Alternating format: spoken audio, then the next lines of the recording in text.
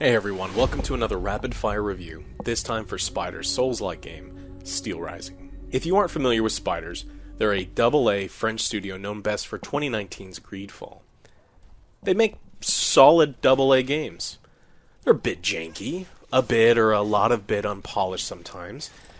Steel Rising takes place in Paris 1789 during the French Revolution. Good old King Louis has brought forth a massive mechanical army to suppress the unwashed, head-hunting masses and have seemed to have killed almost everyone on the streets. You play as Aegis, an enigmatic automaton masterpiece, to fight the evil robots, and even eviler large robots. Now let's start with the good of this game. The game has all of the hallmarks of a standard Souls-like. There are classes to choose from, you have bonfire things to refresh your oil potions and respawn the bad guys. There's souls, energy, rune things to collect and level up. Attribute points that you will entirely ignore except for 2 because dealing damage is fun, and armor is for noobs that plan on getting hit. You can upgrade your weapons, you can put on different armor, and there's a vast array of consumables, most of which are an absolute mystery on their inclusion, as they seem to have no impactful function and were probably only included to fluff up the item list. The Souls formula is well established, and other than a few light changes, they stuck to it. I guess if it ain't Baroque, don't fix it, right? The combat in the game is significantly more polished than I expected from Spiders. Now, the out-of-combat movement was clunky. Awkward, mechanical, you are a robot after all. But inside combat, it was fluid, and elegant even. The way you glide around, dash behind enemies, leap back, then lunge forward, set status effects, or break poise, it felt great. The enemy types were varied enough, and it felt pretty standard for a Souls-like. As the levels progressed, the enemy types did as well, and they got bigger and more difficult. They'd have new weapons, apply different status effects, or there'd just simply be more of them. Some of the enemy types, as in all Souls-like games, simply exist to piss you off, like enemies that just decide they want to suicide and explode on you. The bosses and mini-bosses are interesting enough as well. The main titans are all crazy contraptions, and they definitely feel like they fit in a Souls-like game. It does feel odd that many of the boss fights come with very little warning. You can just be walking along and be sucked into a boss battle with no chance to prepare. There's no pausing, so if you need to equip something beforehand, you're pretty shit out of luck. The customization within the game was also surprisingly deep. Beyond the normal stat progression and weapons upgrades, there's a module system that provides all sorts of effects. Stat boosts, increased damage, endurance regen, and a pretty wide variety of abilities that can absolutely break the game in your favor. There are also several different fashionable outfits to collect, and they provide some small stat increases as well. The atmosphere of the game was also impressive. It actually did feel like at one time there was a violent revolution that was absolutely smashed by a robot army. The streets are on fire, buildings are destroyed, and there's corpses everywhere. Now for some of the game's issues. There are certainly some optimization problems on PC. Stuttering is particularly bad when you load into a new zone for the first time, and certain enemy attack animations are very hard for the game to handle.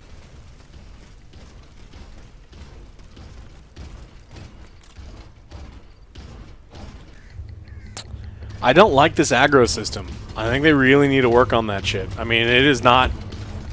You cannot have a sneak mechanic and have everything fucking see you through walls and rocks. Man, this is like the 100th time it's happened.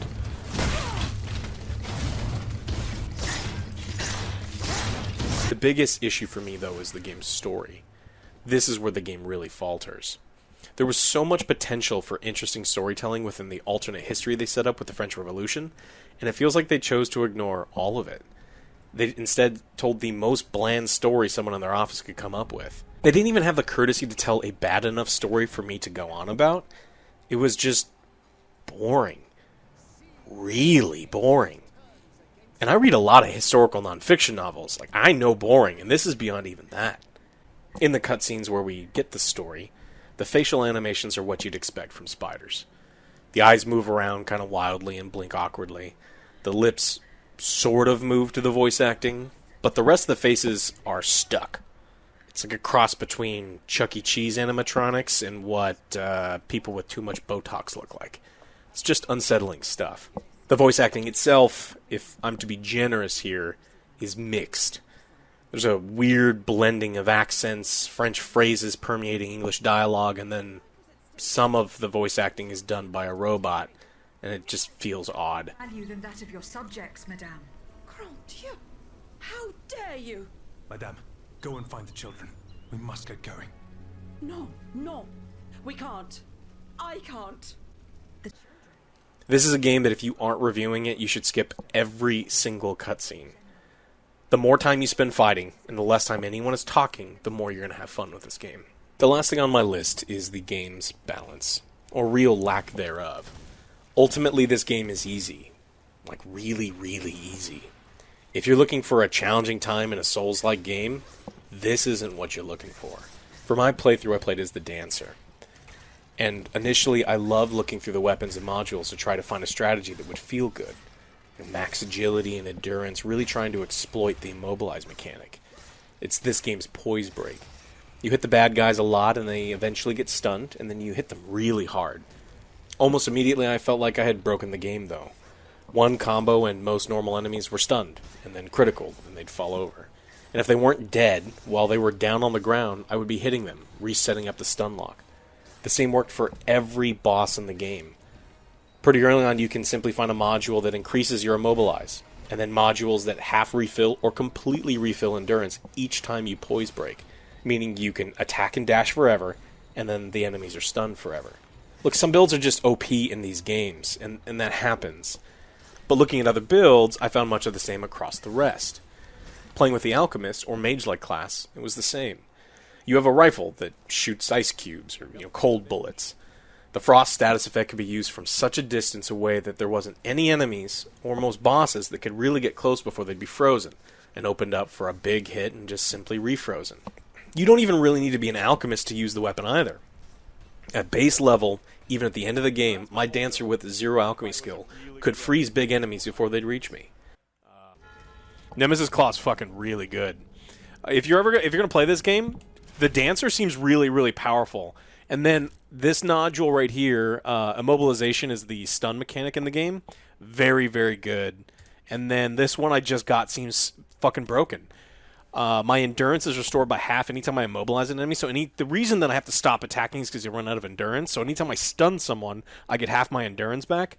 Very, very powerful combo. They attempt to balance this out with ammo limitations, but the ammo is plentiful, and it's also cheap, and you can buy it everywhere. Beyond all that, the silliest thing in the game are the grenades. Enemies drop them, they're on the ground, and you can buy them at every save point, and they're cheap. The damage grenades deal too much damage. The frost grenades can freeze almost any boss in 3-4 tosses. The petrification grenades are insanely powerful. Just 2 bring the final boss to 99% stun. And then any hit opens them up for a massive critical. And then you just toss 2 more and repeat the process. I don't mind being overpowered in games like this. There is something satisfying about running around and being a god amongst men. Or I don't know what the robot equivalent is. But bosses not providing a challenge was very disappointing. I want that classic Souls experience of meeting a boss for the first time. Being forced to learn their moveset, what their phases do. Most likely dying the first time when you don't realize that something explodes or hits you in a certain way, or the arena changes. I didn't die a single time fighting any boss in Steel Rising. Not once. And for me that was a real shame. And I don't need a game to break out the whips and paddles to punish me in order for me to enjoy it, but I do want to feel like I overcame some sort of adversity, or at least learned something. These bosses just showed up and fell over, and I didn't feel like I earned it. Does he have flying monkeys? Even more so than with most games, what specifically you are looking for in Steel Rising will determine your enjoyment. This is not a game for those looking for a compelling story. And this is also not the game if you're trying to fill an Elden Ring-size hole in your life.